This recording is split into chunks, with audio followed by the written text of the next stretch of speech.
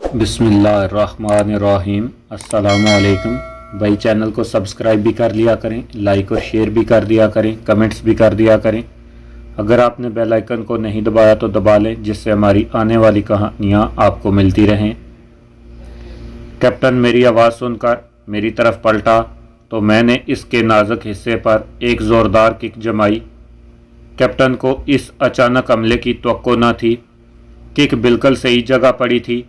वो दर्द की शिद्दत से दौरा हो गया। मुझे इस मौके की तलाश थी। मैंने पै दर पै इसे दौरे होते कैप्टन के माथे, दोनों कनपटियों और सर के पीछे गुद्दी पर 7-8 किकें मारी। ये वो जगह होती हैं जहां ज़रब लगने से मुखालफ मर जाता या कम अज़ कम बेहोश ज़रूर हो जाता है। कैप्टन मेरे हमले को बर्दाश्त न कर सका और कालीन पर चित हो गया। कैसर खुला चाकू लिए सामने खड़ा था कि कैप्टन की गर्दन काटे, लेकिन मैंने इसे मना करते हुए इसकी गर्दन के उन मखसूस नसों को दबाया जो दिमाग और बाकी जिस्म में राब्ते का काम देती हैं। कैप्टन सिर्फ बेहोश हुआ था। इन नसों को दबाने का पहला असर ये होता है कि बेहोश शख्स होश में आ जाता है। कैप्टन भंडारे होश में आया। मैं इसके सीने पर इस तरह बैठा था कि इसके दोनों बाजुओं को मैंने अपने घुटनों और टांगों से दबा रखा था और मेरे हाथ इसकी गर्दन पर इन नसों पर थे जिनको दबाने से 1 मिनट से भी कम वक्त में इंसान हलाक हो जाता है। मैंने इसी हालत में भंडारे से पूछा, मुझे जानते हो? मैं वही हूँ जिसकी तलाश में तुम मेजर कैलाश और पुरी यहाँ आए थे। कैलाश और पुरी की लाश इसी कमरे में पड़ी है और तुम्हारा बेजान जिस्म भी बहुत जल्द इनमें शामिल हो जाएगा। तुम्हारी आत्मा जहाँ भी जाए तो अपने भगवान को बता देना कि मेरी मौत किसी बुत परस्त या काफर के हाथों नहीं हो सकती। इसलिए क्यों ख्वामख्वाह जानों को ज़ाया करवा रहे हो? भंडारे की आंखें नसों पर दबाव पड़ने की वजह से फटती जा रही थीं।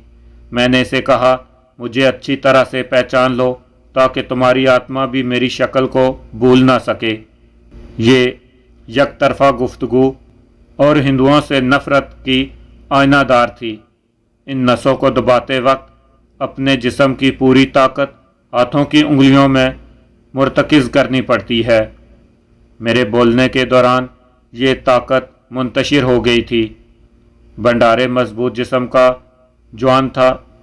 इसने मेरी गिरफ्त को कमज़ोर होते महसूस किया तो झटके से उठने और अपने बाजुओं को छुड़वाने की कोशिश की। इसकी इस हरकत से मेरी पूरी जिस्मानी ताकत फिर मेरे हाथों और बाजुओं में आ गई। इसके झटके से उठने की कोशिश में इसकी गर्दन फर्श से कुछ ऊपर उठ चुकी थी। मैंने अपने बाजू से इसकी गर्दन को शिकंजे में लिया और बाएं हाथ से इसके सर को झटका दिया। गर्दन का मनका टूटने की आवाज़ कैसर ने भी सुनी। भंडारे की गर्दन एक तरफ ढलक गई। कैसर और मेजर इमरान उमर में मुझसे छोटे और भरपूर जवान थे और मैं DMI दिल्ली के हेडक्वार्टर में 1 माह 6 दिन बदतरीन अकूबत का शिकार रह चुका था। ये दोनों हैरत से मुझे देख रहे थे कि मैंने निहत्ते हाथों क्यों कर इस भारतीय कमांडो कैप्टन को इतनी आसानी से ठिकाने लगा दिया कि इसे आ तक भरने का मौका ना मिला। मैंने कैसर के साथ मिलकर कैप्टन की लाश को मेजर की लाश के साथ ही फेंक दिया। हमारे ये तीनों ज़ाहिरी दुश्मन हलाक हो चुके थे, लेकिन एक चश्मदीद गवाह यानी पानी लाने वाला वेटर जिंदा मौजूद था, जिसकी गवाही हमें बड़ी मुश्किल में फंसा सकती थी। मैंने इसी कमरे से फ़ोन पर रूम सर्विस वालों से ठंडा पानी मंगवाया। मेरे ख्याल में हर फ्लोर के लिए रूम सर्विस के 3 वेटर मुकर्रर थे। इसे इस वेटर की बदकिस्मती के सिवा और क्या कहा जा सकता है कि इस बार भी पानी वही वेटर लाया। शायद इसकी मौत का वक्त आ चुका था। वो ठंडे पानी का जग ट्रे में उठाए दरवाज़ा खटकाकर कमरे में दाखिल हुआ। अभी इसकी निगाह फर्श पर पड़े खून पर पड़ी भी नहीं थी कि मैंने इसे पीछे से दबोच लिया और कैसर ने इसके पेट और सीने पर चाकुओं के 4-5 वार किए। कैसर अपना रामपुरी चाकू हर बार घोंपने के बाद घुमा देता था ताकि चाकू जिस्म के अंदर जाने के बाद इर्द गिर्द के जिस्म में जिस्मानी हिस्सों को भी काट डाले। जब कैसर को यकीन हो गया कि वेटर मर चुका है तो इसने चाकू पर लगे खून को इसके लिबास से साफ किया और मैंने इसके बेजान जिस्म को ऊंधे मुंह ट्रे और जग पर डाल दिया। ये वेटर बिल्कुल बेगुनाह था जो हमारे हाथों मारा गया, लेकिन हमारे पास इसे हलाक करने के सिवा कोई चारा भी न था। गेहूं के साथ गुंद भी पिस जाता है कि मुसद्दक इसकी इस तरह बिलावजह मौत हुई थी। हम तीनों पूरी के कमरे के अंदर से बंद करके बाहर आए और अपने अपने कमरों में चले गए। मुझे वेटर को हलाक करने का कलंक भी था, लेकिन पूरी के कमरे के बाहर हमें देखने वाले चश्मदीद गवाह को ख़त्म करना भी हमारे लिए ज़रूरी था। अगली सुबह सारे होटल में शोर मचा था कि 3 मेहमान और एक वेटर का कत्ल हो गया है और चारों की लाश होटल के एक कमरे में पड़ी है। सिरिवांग रोड पर इस होटल से ज़्यादा 100 फीट के फासले पर पुलिस स्टेशन है। पुलिस के दर्जनों सिपाही और अफसर होटल में चारों तरफ फैले थे। मैं ग्राउंड फ्लोर पर रिसेप्शन पर गया तो होटल की मलका रानी और मेजर गुप्ता वहां खड़े पुलिस अफसरान से बातें कर रहे थे। इन दोनों के रंग उड़े हुए थे। होटल में ठहरे हुए बहुत सारे गेस्ट फौरी तौर पर होटल छोड़ना चाहते थे, जिन्हें पुलिस वालों ने रोक रखा था। मैं पुलिस अफसरान के पास गया और गुप्ता से पूछा, मिस्टर गुप्ता, क्या बात है? ये हड़बुंग सी क्यों मची है और इतने पुलिस वाले यहाँ क्या कर रहे हैं? क्या पुलिस का कोई फंक्शन हो रहा है? गुप्ता और रानी तो खामोश रहे। गुप्ता बैक वक्त जहर से भरी हुई खौफजदा नज़रों से मुझे देख रहा था। एक पुलिस अफसर ने मुतबाना लहजे में, काश हमारी पुलिस भी शराफत से बात करना तो सीख ले, मुझसे पूछा कि क्या मैं भी इसी होटल में ठहरा हुआ हूँ। मैंने इसके लहजे में इसे हाँ में जवाब दिया। इस पुलिस अफसर ने फिर पूछा कि मैं कहाँ से और क्यों आया हूँ। मैं अपने पाकिस्तानी और बांग्लादेशी साथियों के हमरा यहाँ सैर व तफरी और दिल बहलाने आया हूँ और इससे पहले भी इस होटल में अपने साथियों के हमरा रह चुका हूँ। रानी और मिस्टर गुप्ता मुझे बखूबी पहचानते हैं। मैंने ये कहते हुए गुप्ता की आंखों में आंखें डालते हुए चुभते हुए लहजे में इससे पूछा, मिस्टर गुप्ता, क्या तुम मुझे बहुत अच्छी तरह से नहीं जानते हो? गुप्ता घबरा गया और लड़खड़ाती आवाज़ में बोला, मैं आपको जानता हूँ, आप हमारे मुअज़्ज़ज़ मेहमान हैं। मैंने पुलिस अफसर से पूछा कि बात क्या है, तो इसने बताया कि 4 खून हो गए हैं, जिनमें 3 मेहमान और एक वेटर है और चारों की लाशें एक कमरे में पड़ी हैं। ये भी नशावर गोलियां जो इन दिनों बैंकॉक में बहुत मकबूल थीं या हेरोइन का चक्कर होगा। मैंने अपना ख्याल जाहिर करते हुए कहा, इस होटल में पहले क़याम के दौरान मुझे मालूम हुआ था कि हमारी आमद से चंद रोज़ कबल तरसी होटल के एक कमरे में 2 मेहमान कत्ल हो गए थे, क्योंकि इनका हेरोइन का सप्लायर से झगड़ा हो गया था। ये कत्ल कब हुए थे? ये पुलिस अफसर गालबन नया था, जिसे पहले की 2 हलाकतों के बारे में इल्म न था। इसके पूछने पर मैंने जवाब दिया, मुझे तो सरसरी सी बात मालूम हुई थी। मिस्टर गुप्ता को सही इल्म होगा क्योंकि ये होटल के मैनेजर हैं। रानी ने घबरा कर कहा, चलिए दफ्तर में चलकर बैठते हैं, यहाँ बात करने से ग्राहकों पर बुरा असर पड़ेगा। रानी हम सब को दफ्तर में ले जाने के लिए आगे बढ़ी तो मैंने काम का आगाज़ करके माजरत कर ली। आगे आगे रानी और 3 पुलिस अफसर और पीछे मैं और गुप्ता थे। मैंने सरगोशी में गुप्ता को कहा, गुप्ता, अपने हाथ की लकीरों को अच्छी तरह से देख लो, कहीं तुम्हारी ज़िंदगी की लकीर ख़त्म तो नहीं हो गई। अगर होशमंदी से काम ना लिया तो 5वीं लाश तुम्हारी होगी। ये कहकर मैं इनसे अलग हुआ और अपने कमरे में जाकर कैसर के ज़रिए सब साथियों को बुलवाया और कहा कि वक्ती तौर पर अपना अपना असला और चाकू एक सूटकेस में रख कर मुझे दे दे। 10 मिनट में इस असले से भरा हुआ सूटकेस मेरे कमरे में पहुंच गया। मैंने ये सूटकेस अपने फ्लोर की गैलरी के एक कोने से पर सेंट्रल एयर कंडीशनर के पाइप गुजरने की जगह पर फिट कर दिया।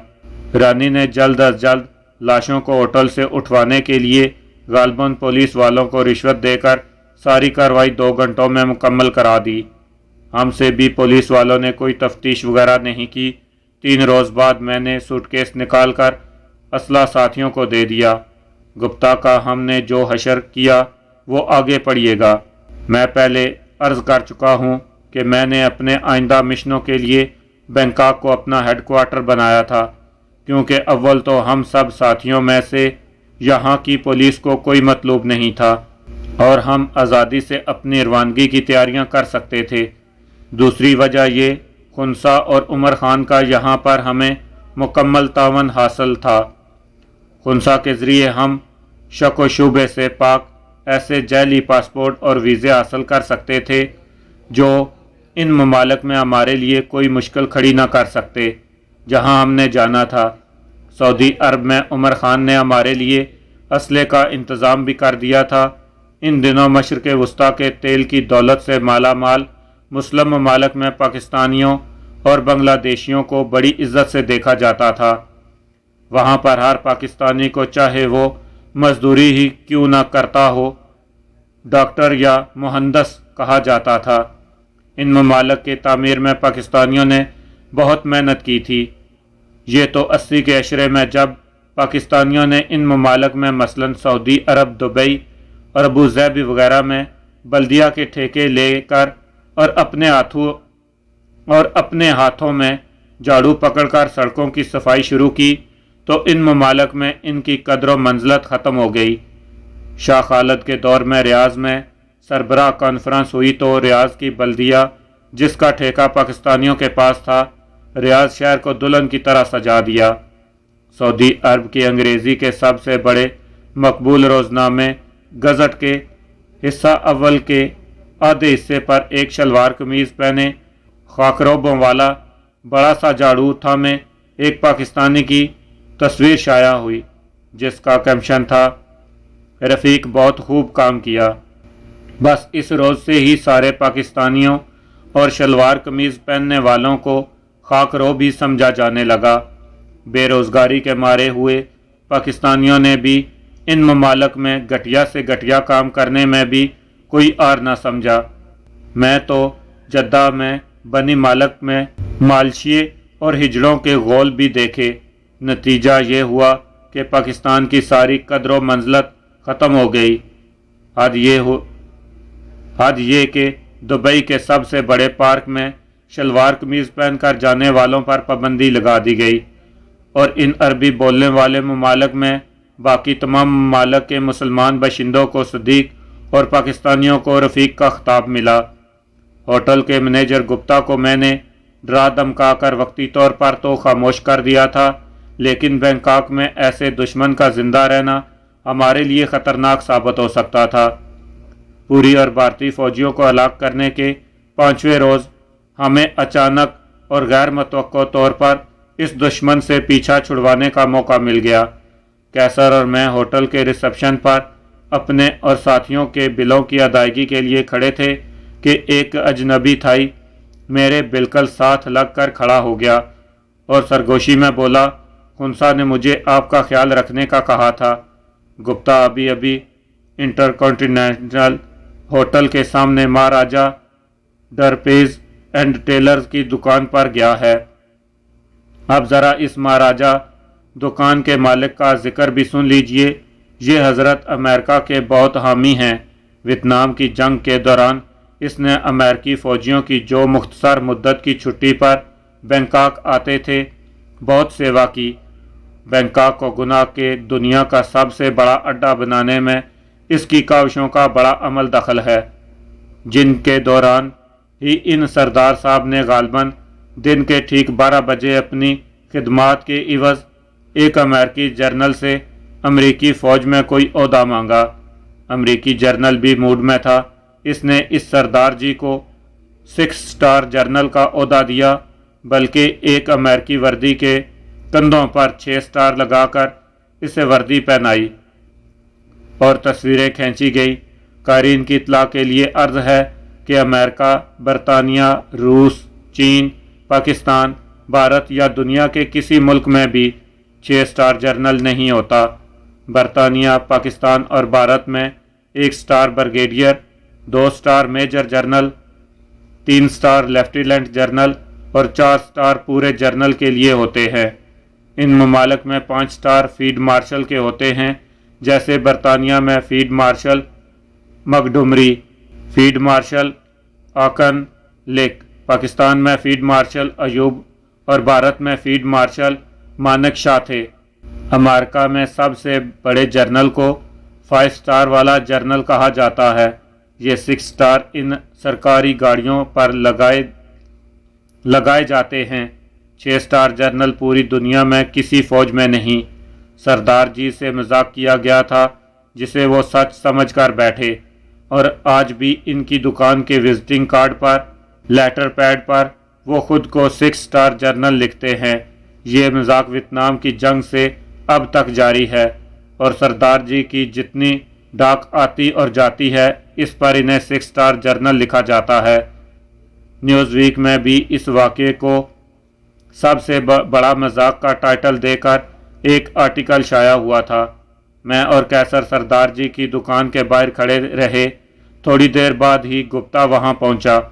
इसके वहां आते ही हमने एक टैक्सी ली और मैंने ड्राइवर को 2000 बात देते हुए कहा कि एक नाराज़ दोस्त को राज़ी करने के लिए हमरा ले जाना है। वो हमारे साथ जाने में पसो पेश करेगा, तुम इसकी कोई बात ना सुनना, और जब हम टैक्सी में बैठ जाएं तो हमें पित्या जाने वाली सड़क पर ले जाना। अगर तुमने खुशसलूबी से काम किया तो तुम्हें मज़ीद 2000 बात देंगे। टैक्सी ड्राइवर फ़ौरन राज़ी हो गया। जिस शहर में जिस्म फरोशी और मंशियात का इस्तेमाल अरूज पर हो, वहाँ अगवा की वारदातें भी अक्सर होती हैं। टैक्सी ड्राइवर ने सौदा तय होते ही अपनी गाड़ी की डिग्गी से 2 नंबर प्लेटें निकालीं और गाड़ी के नंबर प्लेटों के ऊपर फिट कर दी।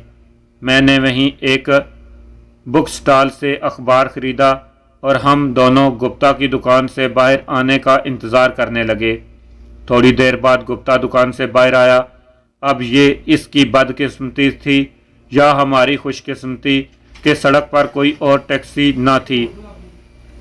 वो सीधा हमारी टैक्सी की तरफ आया और अभी ड्राइवर से बात करने ही लगा था कि कैसर और मैंने दोनों जानब इसे अपने नरगे में ले लिया। मैंने अपना रिवाल्वर और कैसर ने खुला चाकू अखबार के वर्कों में छुपाए हुए थे। मैंने गुप्ता को कहा, मेरे अखबार के अंदर रिवाल्वर है और मेरे साथी के पास चाकू। खामोशी से टैक्सी में बैठ जाओ, वरना यहीं पर तुम्हें ख़त्म कर देंगे। मैंने रिवाल्वर की नाल इसकी पसलियों के साथ लगा दी। दूसरी तरफ कैसर ने चाकू की नोक इसे चुभोते हुए इशारा किया कि टैक्सी में बैठ जाए। गुप्ता के पसीने छूट रहे थे। वो कुछ कहने लगा, चाकू का दबाव बढ़ा दिया। पिछली सीट पर पहले कैसर बैठा और मैंने धकेल कर गुप्ता को अंदर। बिस्मिल्लाहिर्रहमानिर्रहीम। अस्सलामुअलैकुम। भाई चैनल को सब्सक्राइब भी कर लिया करें, लाइक और शेयर भी कर दिया करें, कमेंट्स भी कर दिया करें। अगर आपने बेल आइकन को नहीं दबाया तो दबा लें, जिससे हमारी आने वाली कहानियाँ आपको मिलती रहें। कैप्टन मेरी आवाज़ सुनकर मेरी तरफ पलटा तो मैंने इसके नाजुक हिस्से पर एक ज़ोरदार किक जमाई। कैप्टन को इस अचानक हमले की तवक्को न थी। किक बिल्कुल सही जगह पड़ी थी। वो दर्द की शिद्दत से दौरा हो गया। मुझे इस मौके की तलाश थी। मैंने पै दर पै इसे दौरे होते कैप्टन के माथे, दोनों कनपटियों और सर के पीछे गुद्दी पर 7-8 किकें मारी। ये वो जगह होती हैं जहां ज़रब लगने से मुखालफ मर जाता या कम अज़ कम बेहोश ज़रूर हो जाता है। कैप्टन मेरे हमले को बर्दाश्त न कर सका और कालीन पर चित हो गया। कैसर खुला चाकू लिए सामने खड़ा था कि कैप्टन की गर्दन काटे, लेकिन मैंने इसे मना करते हुए इसकी गर्दन के उन मखसूस नसों को दबाया جو دماغ اور باقی جسم میں رابطے کا کام دیتی ہیں۔ کیپٹن صرف بے ہوش ہوا تھا